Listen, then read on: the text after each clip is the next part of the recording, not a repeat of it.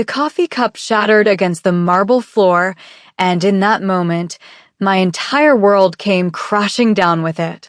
I stood there in my stained apron, trembling, as Kong Doyen stared at me with eyes colder than ice, eyes that 3 months ago had looked at me like I was his entire universe. Now, surrounded by his men in $1,000 suits, he spoke to me like I was dirt beneath his shoe. Clumsy. Pathetic. How did someone like you even get hired here? His associates erupted in laughter, their voices echoing through the upscale Seoul Café as everyone turned to watch my humiliation. My hand instinctively moved to my stomach, protecting the 12-week-old secret growing inside me, his child, a son he didn't know existed. I wanted to scream it right there, to tell this powerful man that he'd left more than broken promises behind in Atlanta. But I couldn't. Not yet. Because what happened next would bring the most dangerous man in Seoul to his knees, destroy a Mafia wedding, and prove that some secrets refuse to stay buried. What those coffee-stained moments set in motion would change everything. Before we dive into this story, drop a comment telling me where you're watching from. I love knowing how far these stories reach, and I read every single one. And if you're new here, hit that subscribe button because you won't want to miss how this unfolds. Trust me, what happens next will leave you speechless. The coffee cup slipped from my trembling fingers and shattered against the marble floor. Hot liquid splashed across my worn sneakers as I stood frozen, my stained apron suddenly feeling like a spotlight. Kong Doyen's cold eyes cut through me like I was invisible, like I was nothing. 3 months ago, those same dark eyes had looked at me with something that felt like tenderness in a small Atlanta cafe. Now, surrounded by his men in expensive suits, he stared at me with pure disgust. Clumsy, he said, his voice sharp enough to slice. How did someone like you even get hired here? His associates laughed, their diamond watches glinting under the chandelier. My hand instinctively moved to my stomach, protecting the secret growing inside me. 12 weeks pregnant with his child, and he was looking at me like I was dirt on his shoe. I wanted to scream the truth, to tell everyone in this Seoul Café that this powerful man had held me in his arms and whispered promises he never intended to keep. Instead, I knelt down to clean up the mess, my vision blurring with tears I refused to let fall. I remembered everything about the week we met. It was 3 months ago in Atlanta, where I worked at a small family-owned cafe near the university. He walked in wearing casual clothes, smiling like he had all the time in the world. Just Doyen, he'd said when I asked his name. I'm here on business, but I hate corporate restaurants. This place feels real. For 7 days, he came every morning.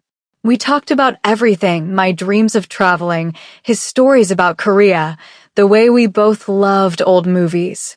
On the 5th day, he kissed me in the empty cafe after closing. It felt like magic, like fate. He took my number, promised to call, kissed me goodbye at the airport with such tenderness I believed every word. Then silence. Complete, absolute silence.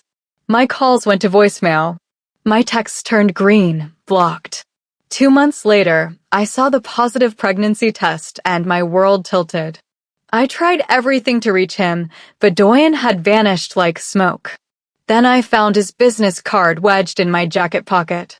Kang Doyen, CEO, DY Corporation, Seoul. Coming to Korea had taken every cent I'd saved. I'd quit my job, sold my car, and bought a one-way ticket with a plan that seemed clear in Atlanta but terrified me now. I needed to tell him about our baby. Whatever happened after, at least I'd have tried. I'd researched his company, learned he frequented an upscale cafe in Gangnam, and somehow managed to get hired there 2 weeks ago. Every day, I watched the door, rehearsing what I'd say. I never imagined he'd walk in and look straight through me. I never imagined he'd treat me like a stranger, then worse, like something beneath him. My coworkers Sumi had whispered warnings about him all week. That's Kang Doyen.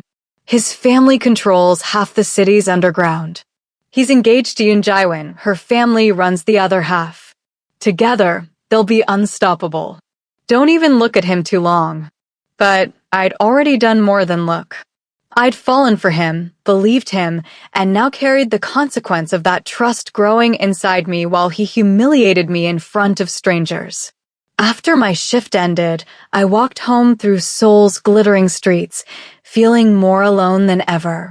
My tiny apartment was in a neighborhood far from the cafe's luxury, a single room with a hot plate and a bathroom barely big enough to turn around in. When I unlocked my door, I found an envelope on the floor, slipped underneath while I was gone. My hands shook as I opened it. Inside was cash, more money than I'd make in 3 months, and a note in English. For your silence. Leave Seoul within 48 hours, or there will be consequences. You know who this is from. I sank onto my mattress, the bills scattered around me like accusations. He knew. Doyen knew I'd recognized him. He knew I worked at that cafe.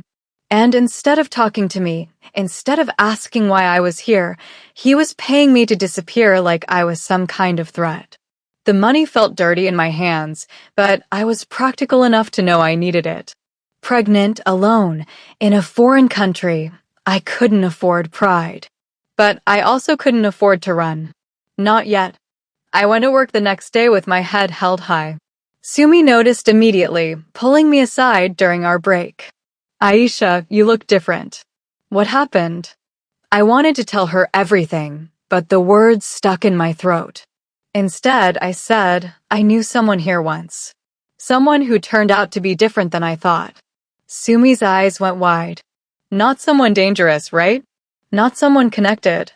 I didn't answer, and she grabbed my hand. Listen to me. In Seoul, there are people you don't cross. Powerful families who make problems disappear. If you're in trouble, you need to leave. Tonight. But I was tired of running, tired of being erased. I'd come here for a reason, and I deserved at least the chance to speak my truth. That afternoon, Doyen came back to the cafe. This time alone. He cornered me in the storage room while I was restocking supplies, his presence filling the small space. I gave you money, he said, his voice low and dangerous. Why are you still here? I faced him in that cramped storage room, my heart pounding so hard I thought he could hear it. I'm not here to cause trouble, I said, forcing my voice steady. I just needed to tell you something important. His jaw tightened. I don't know what you think happened between us, but you need to understand I'm not that person anymore. Whatever you want, the answer is no. Before I could respond, his phone rang. I heard a woman's voice on the other end, sweet and possessive. Doyen, where are you? We have the venue appointment in an hour. His fiancé. He looked at me one last time, something flickering behind his eyes, guilt, maybe, or just annoyance. Stay away from me, he said. This is your last warning.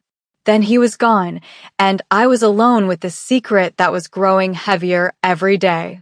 I pressed my hand to my stomach, feeling the slight curve that was just beginning to show. I whispered to my baby. I tried to tell him. That night, I decided I'd write him a letter. I'd explain everything, leave it with Sumi to deliver, and then I'd figure out my next move. The next morning, everything got worse. Yoon Jae-won walked into the cafe like she owned it, surrounded by 3 other women who looked like they'd stepped out of a magazine. She was beautiful in a way that made my chest ache, perfect skin, designer clothes, the kind of confidence that came from never being told no. I was taking their order when she looked at me with cold assessment. You're new, she said, not a question. I hope you're better than the last girl. The service here has been terrible lately. I took their orders perfectly, brought their drinks exactly right, but nothing satisfied her. She sent back her coffee twice, complained about the temperature, the phone, the cup. Then, as I set down her 3rd attempt, she accidentally knocked it over, the hot liquid spilling across the table and onto my apron. Oh, how clumsy of you, she said, her smile razor sharp. Maybe you should be more careful. People like you should really know their place in a city like Seoul." Her friends laughed, and I stood there soaked in coffee, humiliation burning through me. But it was her eyes that told me the truth. She knew. Somehow, she knew I was connected to Doyen. That evening, I felt the cramping start. Sharp, twisting pains that doubled me over in my apartment. I tried to breathe through it, but then I saw the blood. Panic flooded through me as I called the only person I knew, Sumi. She arrived within 20 minutes, finding me on the bathroom floor, terrified and crying. "Hospital. Now," she said, helping me to her car. The emergency room was bright and cold. A doctor examined me while I prayed desperately, begging any god who would listen to save my baby. After what felt like hours, he came back with results. "The baby is okay," he said gently. "But you're under extreme stress.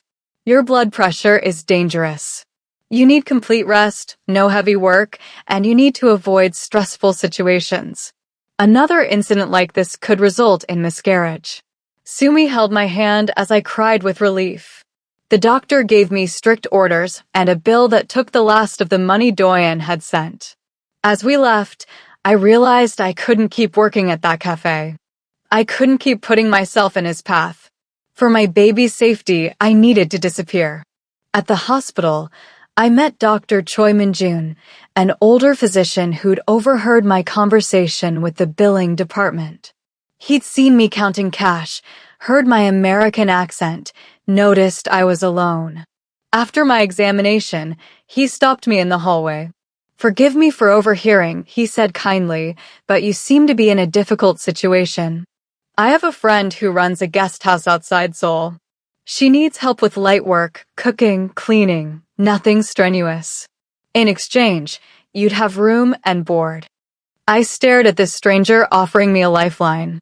"Why would you help me?" Dr. Choi's expression grew sad. "I've worked in Seoul for 30 years. I've seen what happens when powerful people want someone to disappear. I've seen too many young women slip through the cracks." He handed me a business card. "Think about it. But my advice? Whatever brought you to Seoul, whatever you're running from, sometimes the smart choice is to hide until you're strong enough to fight." That night, with Sumi's help, I packed my few belongings and disappeared into the quiet suburbs, leaving behind the cafe and Kong Doyen's cold eyes. The guest house was everything Dr. Choi had promised.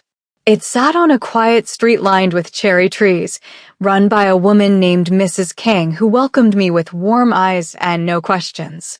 She was in her 60s, with silver hair and hands that had clearly worked hard for decades. "Dr. Choi told me you need a safe place," she said simply. "You'll have the small room upstairs. I need help with breakfast cooking and light cleaning. Nothing that will hurt you or the baby." I started crying right there in her doorway. She'd known I was pregnant just by looking at me.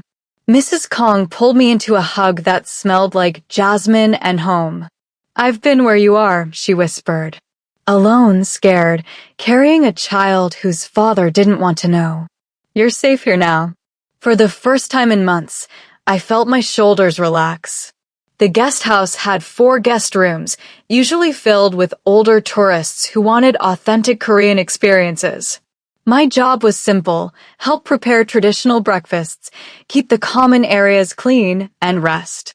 Over the following weeks, I settled into a rhythm. Mrs. Kong taught me Korean, fed me well, treated me like the daughter she'd never had. 3 months passed like a gentle dream. I was now 5 months pregnant, my belly round and obvious. Mrs. Kang had become my family, and the guest house felt like sanctuary. One evening, as we prepared dinner together, I finally told her everything. About Doyen, about Atlanta, about the humiliation and the money and the terror. She listened without judgment, her hands never stopping their work chopping vegetables. When I finished, she was quiet for a long moment. Then she said, "I was 17 when I fell in love with a man from a powerful family. He promised me everything. When I got pregnant, he gave me money and told me to disappear. I raised my son alone. He's a doctor now, living in Busan. He never met his father. She looked at me with eyes that had seen the same pain. You did the right thing by leaving. But before you go back to America, you should try one more time. Not for him, for your child. So your baby never wonders if you tried. The next day, I wrote Doyen a letter. I explained everything, the pregnancy, my presence in Seoul, my intentions. I asked nothing except that he know the truth. I gave it to Sumi to deliver to his office. What I didn't know was that my letter never reached Doyen. Sumi went to DY Corporation's headquarters, a gleaming tower in Gangnam, and asked for Kang Doyen at the front desk. She was directed to the executive floor, where a man in a black suit intercepted her. I'm Secretary Han, he said smoothly. I handle all matters for Mr. Kang. I'll make sure he gets this. Sumi handed over my letter, relieved and unaware. Secretary Han returned to his office, opened the envelope, and read every word. His face remained expressionless as he learned about the pregnancy, about Atlanta, about my desperate attempt to contact Doyen. Then he picked up his phone and called Yoon Jae-won. Miss Yoon, the situation has been handled. The American woman left Korea. She won't be a problem. He hung up and fed my letter into the shredder, watching the paper turn to confetti. Then he updated his records. Foreign threat neutralized. No further action required. Doyen never knew I'd tried to reach him. He assumed I'd taken his money and disappeared like he'd demanded. The truth was destroyed before it could ever reach him, and I waited at the guest house for a response that would never come. For months later, I was 8 months pregnant and had made peace with my situation. Sumi had told me she delivered the letter personally, and when weeks passed with no response, I understood. Doyen had made his choice. He didn't want to know. I'd given him every opportunity, and now I was done trying. Mrs. Kang helped me prepare for the baby's arrival. We'd set up a small nursery in my room, filled with second-hand items and clothes she'd sewn herself. I'd chosen a name, Ji-hun, a Korean name to honor his heritage even if his father wanted nothing to do with him. My son would know his roots, would know he was wanted and loved, even if only by me. Then the news broke. I was folding laundry in the guest house living room when I saw the television announcement. Kang Doyen and Yoon Jae-won's wedding, the event of the season, uniting two powerful families. The ceremony would take place at the Paradise Grand Hotel, Seoul's most exclusive venue. The screen showed photos of them together, looking like they'd stepped out of a fairy tale. Something twisted in my chest, but it wasn't the sharp pain I'd expected. It was just sadness, soft and resigned. Mrs. Kang noticed me staring at the television. She sat beside me, taking my hand in hers. That's him, isn't it? The father. I nodded, unable to speak. She was quiet for a moment, then said something unexpected. The Paradise Grand Hotel sometimes orders special desserts from us. My traditional rice cakes are famous in certain circles. I received a call this morning. They want 500 pieces for a wedding next month. I understood immediately. His wedding. Yes, Mrs. Kang said carefully. I know this sounds strange, but I think you should help me prepare them. Not to see him, not to cause a scene, but to face this moment, to know you were there in your own way, and then to let it go forever. Sometimes we need closure to truly move forward. I wanted to refuse. Every logical part of my brain screamed that going anywhere near Doyen's wedding was insane. But Mrs. Kang had earned my trust over these months. If she thought this would help me heal, maybe she was right. Okay, I whispered. I'll help you. But I stay in the kitchen.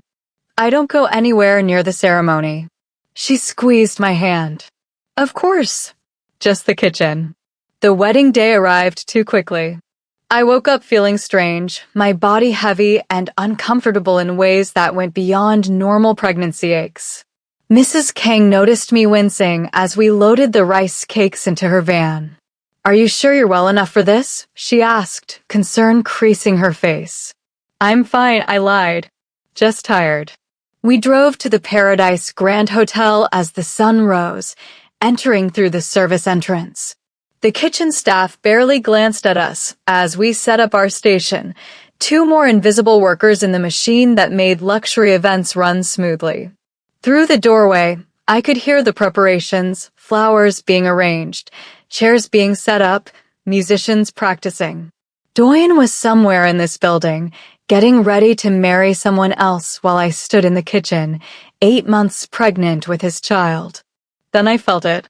A sudden, sharp pain that made me gasp and grab the counter. Liquid pooled around my feet, and Mrs. Kang's eyes went wide.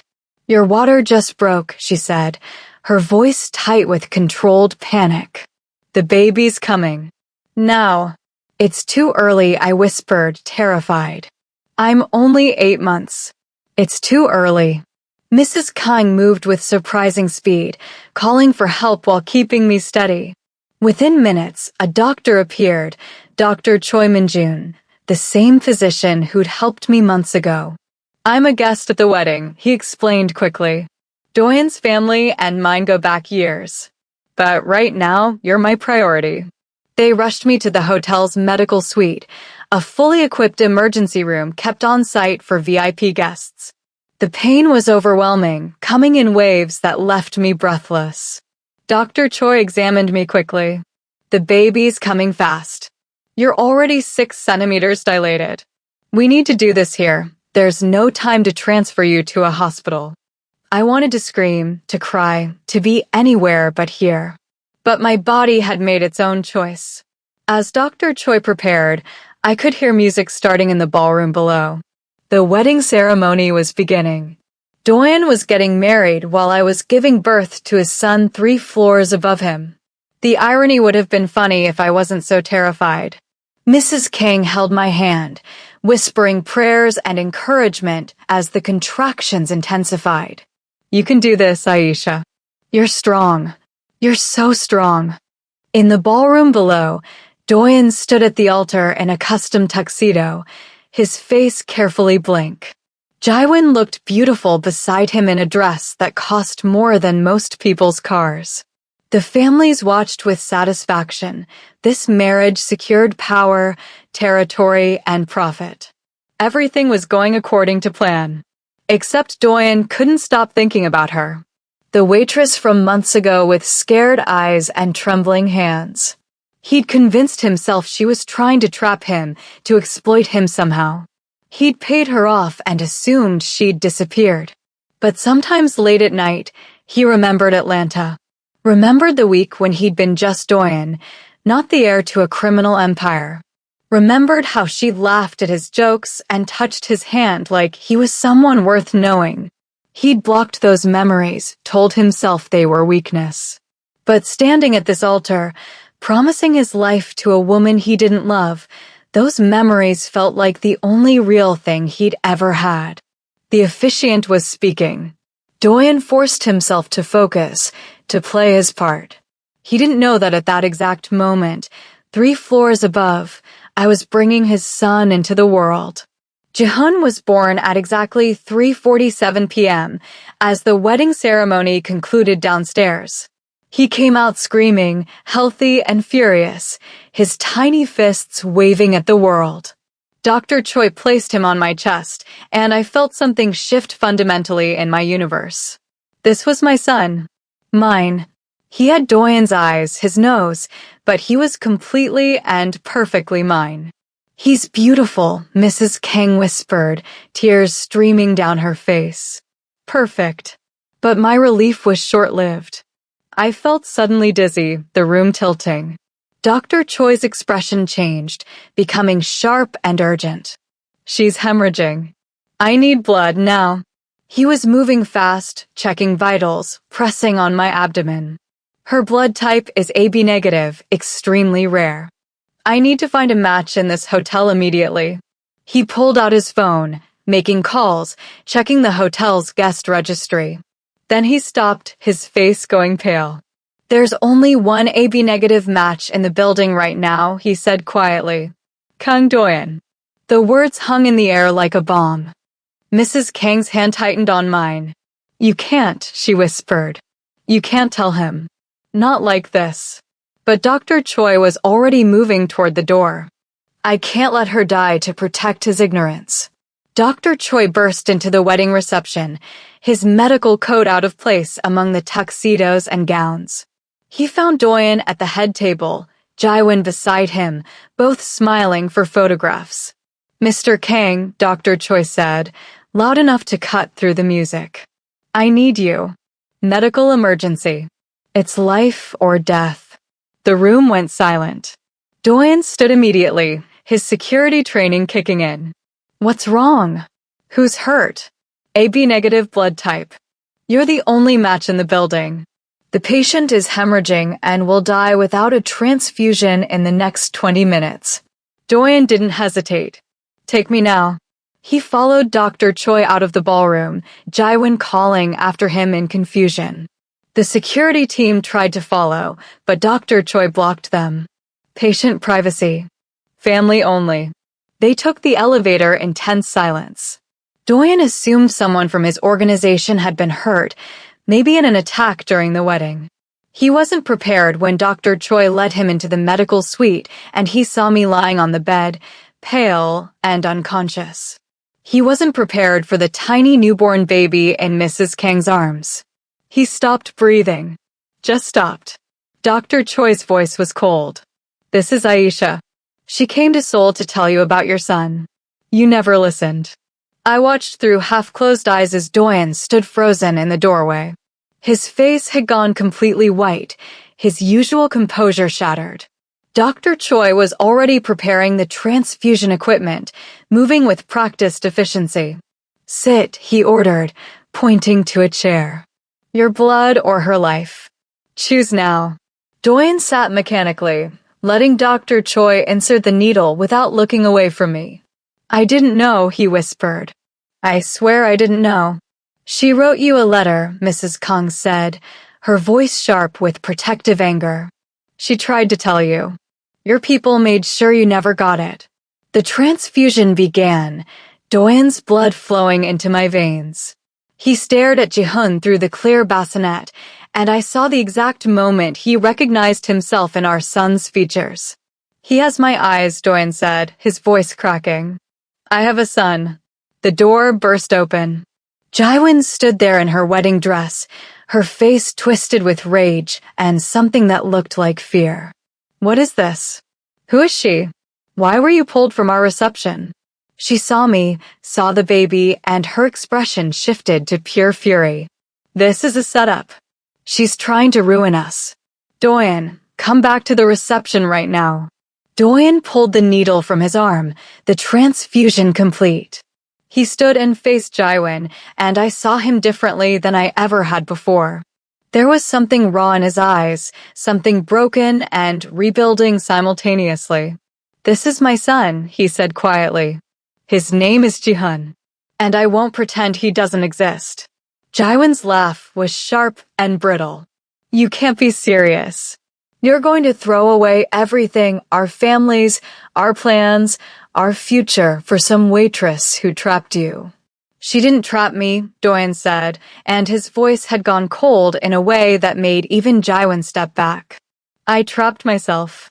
I lied to her in Atlanta. I used her and threw her away.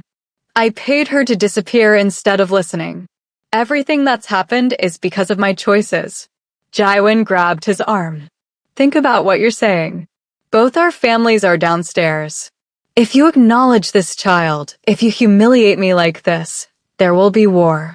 Is that what you want? Doyen looked at her, then at Ji-hun, then at me. I spent my whole life doing what my family wanted, becoming what they needed. Today, I choose differently. Jaewon slapped him hard across the face. Then you're a fool. She turned and walked out, her wedding dress trailing like a white flag of surrender. The next hours were chaos. Jaewon's family demanded explanations. Doyen's family tried to control the narrative. But Doyen stood firm in a way that surprised everyone, including me. He canceled the reception, ended the wedding, and had his lawyers begin dissolving the marriage contract before it could be finalized. Meanwhile, I stabilized with his blood in my veins and our son sleeping peacefully in my arms. Dr. Choi kept me for observation overnight. Doyen stayed outside my room, refusing to leave, sending away family members and lawyers who tried to pull him back into their world. The next morning, I woke to find him sitting by my bedside, looking at Jihun with an expression I couldn't read. "I'm sorry," he said when he saw I was awake. "Those words aren't enough. They'll never be enough. But I need you to know I didn't know about the letter. I didn't know you tried to reach me. My secretary intercepted it to protect the wedding alliance. I should have felt vindicated. Instead, I just felt tired. I came to Seoul to tell you I was pregnant. You humiliated me in front of strangers and paid me to disappear. A letter shouldn't have been necessary." He flinched, but didn't look away. "You're right. I was a coward. I saw you and panicked because you represented everything I was supposed to leave behind." Over the next week, everything changed rapidly. Jaiwon's family launched a smear campaign, spreading rumors that I was a gold digger who'd trapped Doyen with a fake pregnancy. Online articles appeared with my photo, calling me every terrible name. Someone found my old address and vandalized Mrs. Kang's guest house with hateful graffiti. I was terrified. These were powerful, dangerous people who saw me as a threat to their empire. But Doyen did something I never expected. He held a press conference, shocking for someone in his position, and stood before cameras to announce, "Jihun is my son. Aisha is under my protection. Anyone who harms them answers directly to me." It was a declaration of war against Jaiwon's family and even factions of his own family who'd wanted the alliance. Within 48 hours, the harassment stopped. The articles disappeared. Security appeared outside Mrs. Kang's guest house. Doyen's message was clear: touch them and die. He came to visit every day, always respectful, always asking permission before entering. He held Jihun with the careful reverence of someone holding something precious and breakable. He brought supplies, hired guards, offered money. I accepted the security and some supplies, but refused the money. "I don't want to be bought," I told him firmly. "If you want to be in Jihun's life, prove you've changed." Doyen proved it in small ways. He showed up every morning, learning how to change diapers and prepare bottles. He sat through Jihun's screaming fits at 2 a.m., walking the floor with our son while I rested. He asked questions about my life, about Atlanta, actually listening to the answers. He apologized to Mrs. Kang for the vandalism and paid to have her guest house completely renovated. He found Sumi and confirmed that Secretary Han had intercepted my letter, then fired him publicly. 3 months passed. Doyen moved us to a secure apartment with his protection, but he didn't push for more. He didn't demand access or try to control me. He simply showed up every day and tried to earn back what he destroyed. Then Jaiwon made her final move. She hired someone to kidnap Jihun, planning to force Doyen back to her by holding our son hostage. The attempt happened outside a medical clinic during Jihun's checkup. But Doyen's guards stopped it instantly. Security footage showed Jaiwon orchestrating everything from her car. Doyen had her arrested. Her own family, seeing the evidence and wanting to avoid legal consequences, disowned her publicly. She was sentenced to 5 years in prison. The families that had opposed us quietly backed down, recognizing that Doyen would burn everything to protect his son. 6 months after Jihun's birth, I finally felt like I could breathe. I lived in a beautiful apartment that Doyen provided, but I'd started an online business selling Mrs. Kang's rice cakes to international customers. I was supporting myself, independent. Doyen visited every single day, had become a genuinely involved father, and had slowly, carefully earned my trust. We weren't together romantically. I wasn't ready for that, might never be. But there was something gentle growing between us, built on different foundations than before. One evening, I watched Doyen sitting on the floor with Jihun, teaching our 6-month-old son to laugh by making silly faces. Jihoon's giggles filled the apartment, pure and joyful. Doyen looked up and caught me watching. "What are you thinking?" he asked softly. I considered lying, but we'd promised each other honesty. "I'm thinking that the man who humiliated me in that cafe would never sit on the floor making ridiculous faces to earn baby laughs. I'm thinking maybe people can change. Maybe." He smiled, sad and hopeful at once. "I'll spend the rest of my life proving it. However long that takes." And watching him with our son, I thought maybe, just maybe, I was willing to let him try. Because the man who had shattered that coffee cup and my dignity in front of strangers had learned the hardest lesson of his life, that real power isn't about control or fear. It's about showing up every single day and proving you've changed. The seasons changed in Seoul, and with them, so did we. Doyen continued his transformation in ways that surprised even me. He stepped back from the darker aspects of his family's business, redirecting resources toward legitimate enterprises. He attended parenting classes, something I never imagined a mafia boss doing, and actually listened to the instructors. He learned to cook simple meals so he could help when he visited. Most importantly, he learned to ask instead of demand, to suggest instead of command. Mrs. Kong became Jihoon's grandmother in every way that mattered. She taught Doyen traditional Korean recipes, the same ones she'd taught me, creating a bridge between our different worlds. Dr. Choi checked on us monthly, watching with quiet satisfaction as the family he'd helped save began to heal. Even Sumi visited occasionally, amazed at how everything had transformed from that terrifying day in the cafe. One afternoon, as spring blossoms fell like snow outside my window, Doyen arrived with something different in his expression. He'd been patient for months, never pushing, never demanding more than I was willing to give. But today, there was a question in his eyes that made my heart race. "Aisha," he said, sitting across from me while Jihoon napped in his crib. "I need to ask you something, and I need you to be completely honest." "I'll accept whatever answer you give." I nodded, my throat suddenly tight. "Do you think there's a chance, not now, maybe not for years, but someday, that you could see me as more than just Jihoon's father? That we could be a real family?"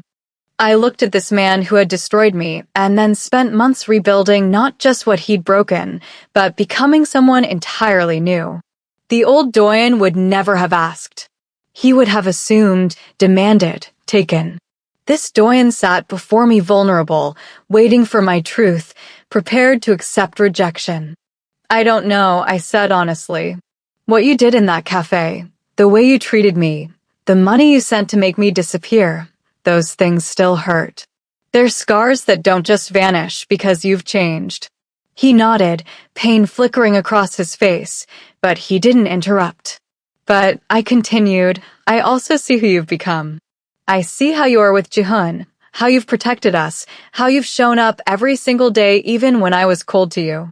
I see that you're trying, really trying, to be better." I paused, choosing my words carefully. "I'm not ready to say yes. But I'm also not saying no. Ask me again in a year. Keep being this person. Keep proving that this isn't just guilt or obligation. And maybe someday, we can be more than two people raising a child together." Doyen's eyes shone with something that looked like tears, though he didn't let them fall. "A year," he repeated. "I can do that.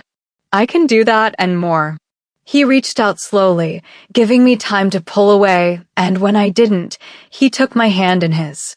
"Thank you for giving me hope. For giving me a chance to prove I'm worthy of you and Jihoon. That's more than I deserve." As I sat there with my hand in his, I realized something profound. The story that began with coffee staining marble floors and cruel words spoken in front of strangers had transformed into something I never expected, a story of redemption, of second chances, of a man who'd had everything and chose to give it all up for the family he'd almost destroyed. Whether we'd end up together romantically, I didn't know. But we were already a family in the ways that mattered, bound by love for our son, by respect slowly rebuilt, by trust earned through consistent action rather than empty promises. And for now, that was enough. Jihoon stirred in his crib, making the small sounds that meant he'd wake soon. Doyen stood immediately, moving to pick up our son with the practiced ease of a father who'd learned every signal, every need.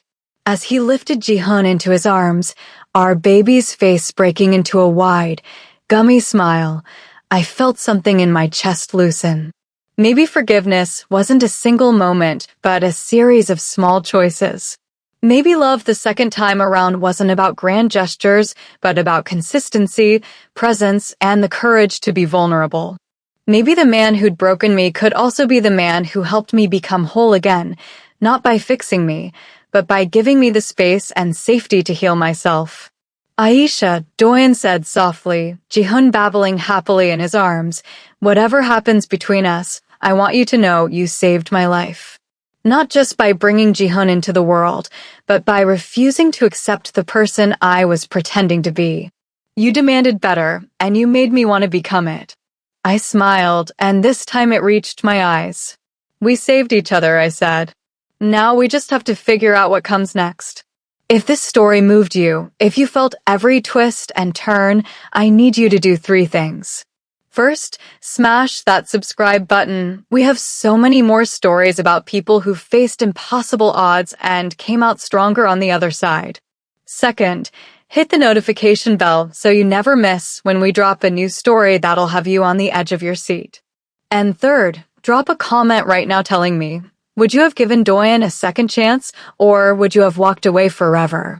Also, let me know where you're watching from. I love seeing our community grow across the world. Your comments, your support, your stories keep this channel alive. Thank you for being here, for listening, for caring about Aisha's journey. I'll see you in the next one, and trust me, you won't want to miss it.